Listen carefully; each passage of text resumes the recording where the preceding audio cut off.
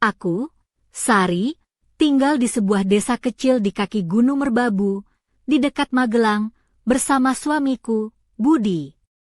Budi adalah pria yang sangat sibuk, selalu tenggelam dalam urusan proyek konstruksi keluarganya. Telepon berdering tiada henti, rapat dari pagi hingga sore, sering pergi ke luar kota. Baginya, rumah hanyalah tempat untuk tidur, seperti hotel murah, katanya. Aku menjalani hidup sederhana, memasak, mengurus rumah, dan sesekali bertemu teman-teman di warung kopi desa. Suatu sore, aku duduk bersama Wati, sahabatku yang selalu penuh ide-ide nyentrik. Dia menatapku sambil tersenyum misterius. Sari, kalau kamu bosan, coba pelihara anjing besar. Dijamin hidupmu bakal berubah. Aku menertawakan saran itu, tapi kalimatnya terus terngiang di kepalaku, seperti lagu dangdut yang tak bisa hilang dari kepala. Seminggu kemudian, datanglah Guntur, anjing German Shepherd besar dengan bulu hitam coklat yang berkilau dan mata tajam seperti mata elang. Dia lebih mirip beruang daripada anjing, dengan badan kekar dan langkah mantap. Malam pertama, aku duduk di ruang tamu, mengelus bulunya yang halus. Napasnya hangat menyentuh tangan, dadanya yang besar bergerak naik turun dengan tenang. Matanya menatapku penuh perhatian, sesuatu yang sudah lama tak kurasakan dari Budi. Budi mengomel saat melihatku bersama Guntur, untuk apa bawa binatang buas itu ke sini? Aku hanya tersenyum, biar ada yang nemenin aku, dong. Setidaknya ada yang ngeliatin aku dengan penuh perhatian. Dia mengangkat bahu, kembali ke laptopnya, tapi aku sudah tak peduli.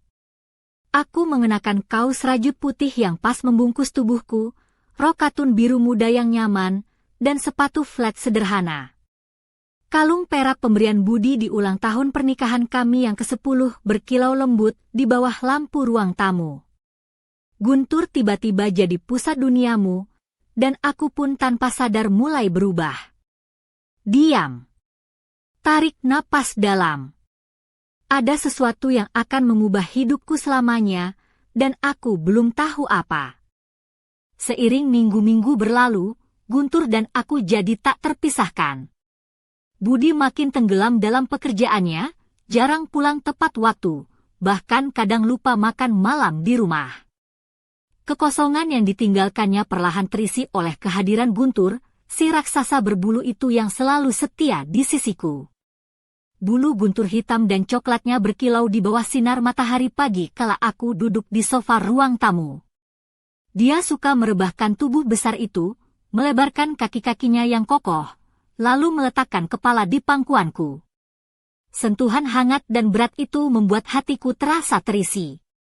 Aku mulai meninggalkan pakaian rumah yang kaku, sekarang aku memakai kaos longgar, kadang tanpa bra, dengan celana pendek katun yang membuatku merasa bebas, seolah-olah aku sedang libur di Bali, bukan di rumah sendiri. Kalung perak yang dulu jadi jimat keberuntunganku kini kutaruh rapi di laci, jadi kenangan dari kehidupan lama yang mulai memudar.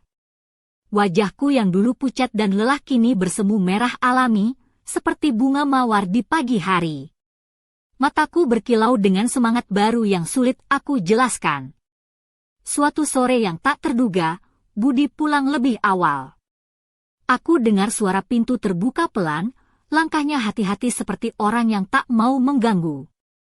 Tapi dari kamar, terdengar suara tawa kecil dan sentuhan lembut.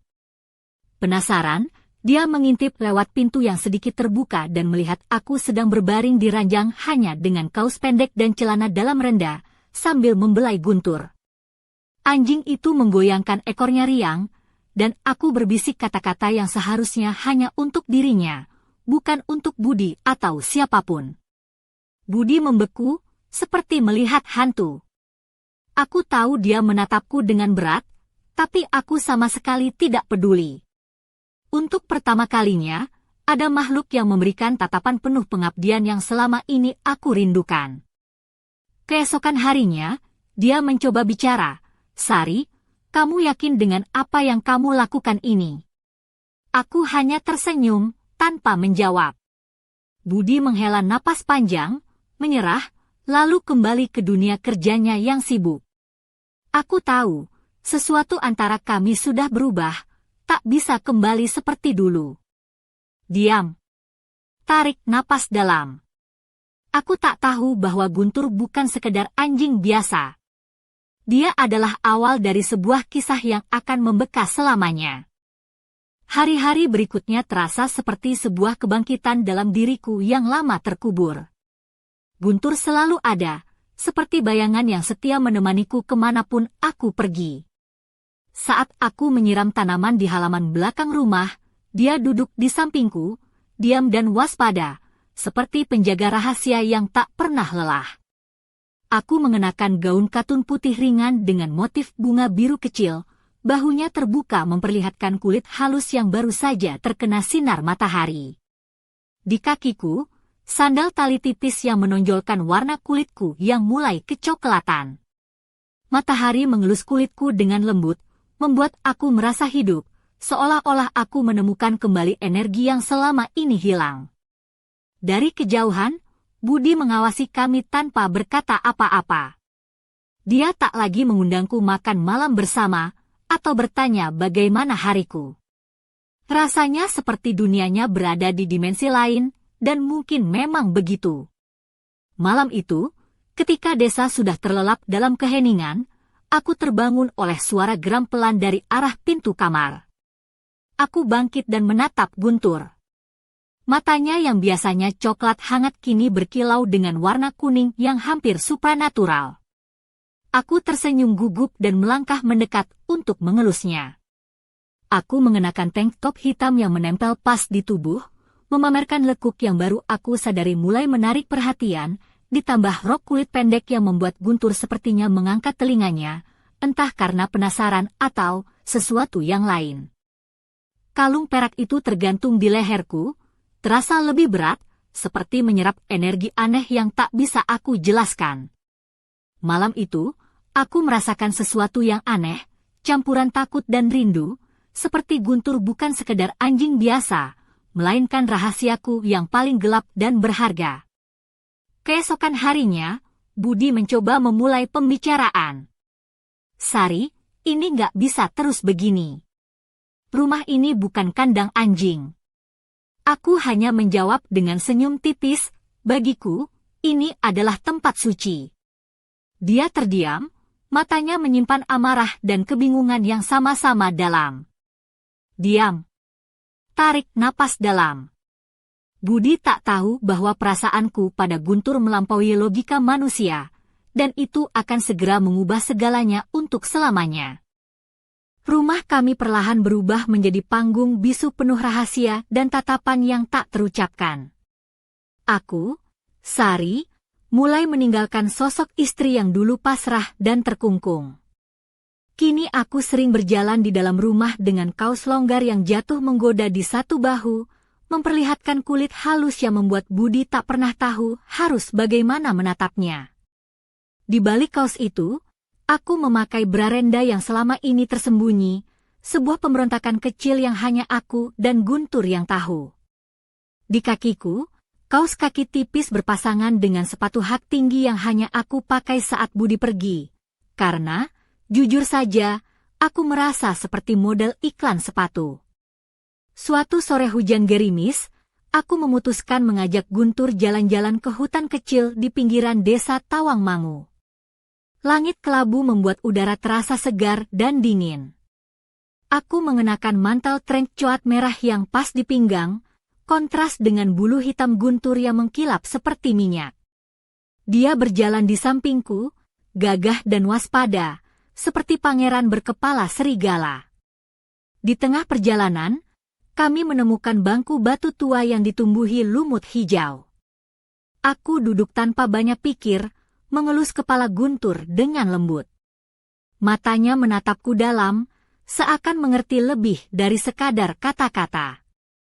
Kamu memang sahabat terbaikku, Guntur, bisikku hampir tak terdengar. Malam itu, saat di rumah, Budi mencoba lagi mengangkat topik yang selalu membuat kami berdua canggung. Sari, kamu sadar nggak sih? Kamu lebih banyak habiskan waktu sama anjing itu daripada sama aku. Aku membalas dengan senyum nakal yang sedikit menyakitkan. Mungkin dia lebih ngerti aku daripada kamu, Bud. Dia terdiam, dan ketegangan di antara kami seperti badai yang siap meledak. Aku mengenakan piyama ringan dari sutra berwarna soft pink yang membelai kulitku, membuatku merasa seperti putri di istana rahasia. Guntur berbaring di kakiku, seolah menyimpan sebuah rahasia yang hanya kami berdua tahu. Ketika Budi pergi tidur, aku mendengar langkah samar di lorong. Aku membuka pintu kamar perlahan dan melihat Guntur menatap ke arah lorong seolah sedang menunggu seseorang. Dada ini bergetar aneh. Diam. Tarik napas dalam. Aku tahu, tak ada hubungan manusia yang bisa menyaingi apa yang aku rasakan untuk Guntur. Dan ada misteri yang disimpannya, misteri yang belum siap aku ungkap. Hari-hari terus berlalu, dan aku merasakan perubahan yang semakin mendalam dalam diriku. Budi semakin menjauh, seperti bayangan yang samar, sementara Guntur semakin menjadi pusat duniamu. Anjing besar itu bukan hanya teman, tapi juga pendengar setiaku, rahasia yang tak bisa kuungkapkan pada siapapun. Suatu Sabtu pagi, aku berdiri di depan cermin mengenakan blus satin warna merah anggur yang membalut tubuhku dengan sensual tanpa berlebihan. Rok pensil hitam menegaskan kaki jenjang yang mulai sering aku perhatikan dengan bangga. Sepatu hak tinggi hitam melangkah mantap di lantai dapur, membuat bunyi klik yang seperti irama lagu jazz di ruang kosong. Aku merasa seperti diva di panggung kecilku sendiri. Budi menatapku dengan campuran iri dan bingung. Sari, ini sudah keterlaluan, katanya dengan suara berusaha tegas tapi gemetar. Aku hanya tersenyum penuh rahasia, jantungku berdetak lebih kencang. Tatapan itu seolah memberi tenaga baru padaku untuk terus melangkah. Malam itu, saat semua sudah terlelap, aku duduk di lantai ruang tamu bersama Guntur. Cahaya api unggun kecil di perapian menari-nari di wajah kami. Aku mengelus telinganya yang lembut dan bulunya yang halus, sementara dia menatapku dengan pengabdian yang membuatku lupa segalanya. Tiba-tiba, dari luar terdengar suara aneh. Bayangan melintas di jendela, membuat bulu Guntur berdiri tegak. Dia langsung berdiri, mata kuningnya menyala seperti dua lampu senter di kegelapan malam. Ada siapa di sana? Aku berbisik, tapi hanya sunyi yang menjawab. Aku mengenakan gaun merah ketat dengan belahan tinggi yang memperlihatkan kaki indahku, rambut tergerai lepas dengan gelombang lembut. Guntur tampaknya menyukai sisi beraniku ini, karena telinganya tetap tegak dan matanya tak lepas dari jendela. Budi benar-benar tak tahu apa yang sedang terjadi. Dunia kami sudah terbelah jadi dua, dia yang jauh dan aku dengan Guntur yang tak terpisahkan. Diam. Tarik napas dalam. Aku tak tahu bahwa malam itu adalah awal dari kehancuran yang akan datang, dan rahasia antara aku dan Guntur siap meledak tanpa bisa dihentikan. Keesokan paginya, suasana di rumah terasa seperti medan perang sunyi. Budi menghindariku dengan tatapan kosong dan suara yang pelan, seolah takut kata-katanya bakal memicu ledakan. Aku, Sari, merasa lebih kuat dari sebelumnya. Aku mengenakan blus sutra krem yang mengalir lembut menempel di kulit halusku, dipadukan dengan rok midi hitam yang membentuk lekuk tubuhku sempurna. Sepatu hak sedang yang elegan dan nyaman menemani setiap langkahku menaklukkan hari. Kalung perak pemberian Budi yang dulu bermakna kini berkilau berbeda, seperti jimat yang menguatkan aku dalam fase baru hidup. Guntur setia mengikuti setiap gerakku, matanya yang coklat selalu tertuju padaku, seolah memahami setiap pikiran dan rahasia yang kusimpan. Saat makan siang, keheningan yang nyaris memekakkan telinga akhirnya pecah. Budi mencoba memulai pembicaraan, Sari, kita harus bicara. Ini nggak bisa terus begini. Aku membalas dengan senyum misterius, kamu nggak tahu apa yang sedang terjadi, Bud. Aku juga baru mulai mengerti. Setelah dia pergi kerja, aku menutup jendela dan pintu, menciptakan ruang suci hanya untuk aku dan Guntur. Aku mengenakan kaos rajut tipis yang jatuh sensual di tubuhku, dipadu dengan rok mini navy yang menonjolkan kaki lentiku. Guntur berbaring di sampingku, napas hangatnya menyentuh kulitku seperti pelukan tanpa kata. Malam itu, saat desa terlelap, aku mendengar bisikan samar dari lorong. Bangkit perlahan, aku menemukan Guntur menatap pintu kamar dengan penuh kewaspadaan. Dada ini bergetar tak menentu. Tiba-tiba, bayangan melintas di jendela. Guntur segera berdiri, mata kuningnya menyala terang seperti dua lentera di gelap malam. Ada siapa di sana? Suaraku gemetar menanyakan, tapi hanya sunyi yang menjawab. Diam. Tarik napas dalam. Aku tahu, apa yang akan datang akan mengubah segalanya, dan Guntur bukan sekadar anjing biasa. Ada sesuatu yang lebih besar, yang aku siap hadapi, tapi Budi takkan pernah mengerti. Hari-hari berikutnya dihiasi oleh keheningan aneh antara aku dan Budi. Dia tak lagi berusaha membuka pembicaraan, matanya selalu menghindar saat aku menatapnya. Aku, Sari, justru merasa lebih hidup dari sebelumnya. Aku memilih gaun hitam ketat yang memeluk tubuh dengan sempurna, sedikit belahan di dada yang memperlihatkan kulit halus tanpa terlalu vulgar. Kaki jenjangku dibalut oleh stoking tipis, dan sepatu hak tinggi membuatku merasa seperti ratu malam yang tak terkalahkan. Guntur selalu mengikuti kemanapun aku pergi, seperti bayangan yang setia, siap melindungiku dari dunia yang mulai terasa asing. Suatu malam saat hujan turun, aku memutuskan berjalan-jalan di desa kecil kami yang sepi.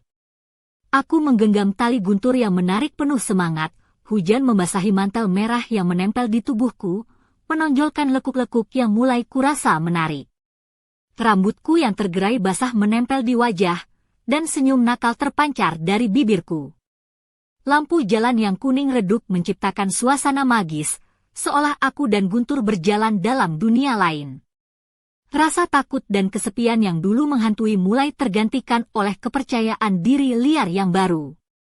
Saat kembali ke rumah, aku mendapati Budi duduk di sofa dengan pandangan kosong. Tanpa sepatah kata, dia bangkit dan keluar meninggalkanku sendiri. Senyumku melebar, tahu bahwa ini adalah saatku.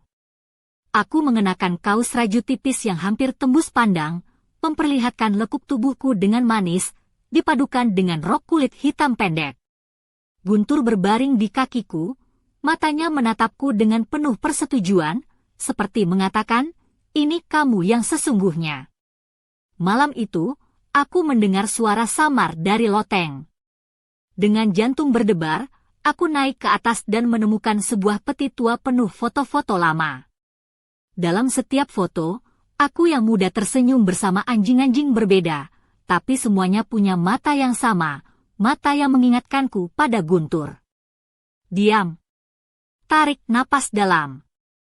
Saat itulah aku menyadari, Guntur bukan sekadar anjing.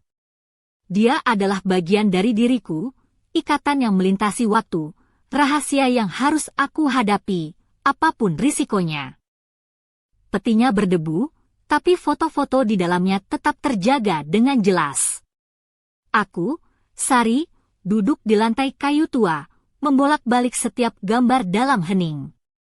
Di sana aku terlihat muda, dengan senyuman cerah, berdiri bersama anjing-anjing yang berbeda-beda, tapi semuanya memiliki mata yang sama, mata yang dalam dan penuh misteri, seperti Guntur. Aku mengenakan sweater hangat, peluk tubuhku seperti pelukan lembut, dipadu celana jeans robek yang nyaman untuk hari-hari penuh penemuan. Saat menatap satu foto, sebuah getaran aneh merambat di tulang belakangku, seolah masa lalu sedang berbisik memanggilku untuk mengungkap sesuatu yang selama ini tersembunyi. Tiba-tiba, suara langkah terdengar di lorong. Guntur langsung berdiri, telinganya menegang dan menggeram pelan. Aku cepat-cepat mengenakan cardigan panjang dan selendang tipis, merasakan dingin malam masuk lewat jendela yang sedikit terbuka. Budi masuk ke loteng dengan wajah penuh kelelahan dan kecemasan. "Sari, apa yang kamu lakukan di sini?" Suaranya penuh ketegangan. Aku mencari jawaban, jawabku tanpa menoleh, mataku tak lepas dari foto-foto itu. Dia menggeleng, tak percaya dan pergi tanpa sepatah kata pun.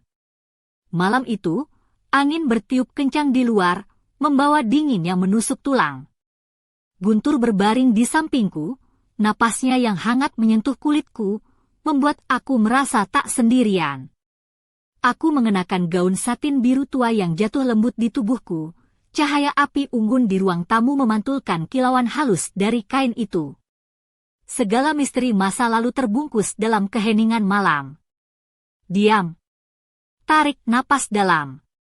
Tapi apa yang tersembunyi di balik masa lalu itu adalah sebuah rahasia gelap. Dan aku tahu, Guntur bukan hanya seekor anjing, dia adalah kunci untuk sebuah kebenaran yang bisa menghancurkan segalanya. Pagi berikutnya, udara di rumah terasa berat, penuh dengan rahasia yang belum terungkap. Aku, Sari, merasakan jantungku berdebar lebih cepat dari biasanya. Aku mengenakan setelan linen putih yang ringan dan segar, kontras dengan badai yang kurasakan dalam hati. Sandal sederhana menempel di kakiku, tapi tatapanku tegas dan penuh tekad. Budi menghindariku, jarak di antara kami terasa nyata dan dingin. Dia bingung dengan wanita yang sedang kutunjukkan, wanita yang mulai mengenal dirinya sendiri dan ikatan aneh yang kurasakan dengan Guntur. Aku, sebaliknya, merasa lebih kuat dan hidup, seperti menemukan identitas baru yang lama tersembunyi. Suatu sore, saat matahari mulai tenggelam di balik perbukitan Magelang, aku mendengar suara gaduh dari halaman belakang. Berlari keluar, aku melihat Guntur berkelahi dengan bayangan gelap yang sulit dimengerti. Bulu hitamnya berdiri tegak, mata kuningnya menyala di kegelapan, dan geramannya membuat bulu kuduk meremang. Aku mengenakan blus sutra merah dengan belahan halus dan rok hitam ketat yang menonjolkan lekuk tubuhku. Guntur berhenti sejenak, menatapku dengan ekspresi seolah ingin memberitahuku sesuatu yang tak bisa diucapkan dengan kata. Malam itu, Budi mengajakku bicara untuk terakhir kalinya. "Sari, ini bukan kehidupan yang kamu pilih. Pilih aku atau anjing itu." Aku membalas dengan senyum dingin dan penuh tekad. Aku sudah memilih. Dia keluar dari pintu, meninggalkan ruang kosong yang tak lagi kurasakan. Diam. Tarik napas dalam. Aku tahu apa yang akan terjadi tak bisa dihindari. Guntur, rahasia kami, dan ikatan yang tak bisa diputuskan akan meledak menjadi kebenaran yang tak bisa kukendalikan. Mungkin ini adalah awal dari takdir sejati yang menantiku. Malam itu menjadi babak penutup sekaligus pembuka sebuah cerita yang tak pernah aku bayangkan. Sendirian di rumah tua kami di desa Tawangmangu, aku mengenakan gaun beludru hitam yang melekat sempurna di tubuhku, dengan belahan tinggi di sisi kaki yang mengundang imajinasi. Sepatu hak tinggi berderit pelan saat melangkah di lantai kayu, membawaku menyusuri ruang tamu yang sepi. Di sampingku, Guntur berdiri gagah, matanya yang kuning menyala dalam remang seperti dua mercusuar di kegelapan. Tiba-tiba, suara dari halaman belakang memecah keheningan. Aku membuka pintu perlahan dan melihat sosok berkerudung yang menghilang ke dalam malam, meninggalkan sebuah kalung tua dengan ukiran nama, Guntur. Jantungku berdetak keras saat Guntur maju, menggeram dengan ganas. Rumor mulai menyebar di desa, orang-orang hilang, suara anjing menggema di malam hari, dan tulang-tulang ditemukan di depan pintu rumah penduduk. Polisi mulai menyelidiki, tapi tak ada yang bisa menjelaskan hubungan aneh antara masa lalu dan sekarang. Suatu hari, aku menerima surat anonim berisi sebuah liontin kecil dengan sehelai bulu hitam dan pesan singkat, "Guntur tak pernah mati. Dia menunggumu." Aku mengenakan mantel wol tebal dengan syal merah melingkar di leher, siap menghadapi apapun yang menanti. Aku tahu, cerita ini belum selesai. Diam. Tarik napas dalam. Paus dramatis. Misteri Guntur masih berlanjut. Dan aku sadar, untuk mengungkap kebenaran, aku harus menghadapi bayang-bayang yang lebih kelam dari yang pernah kubayangkan. Kisah sebenarnya baru saja dimulai.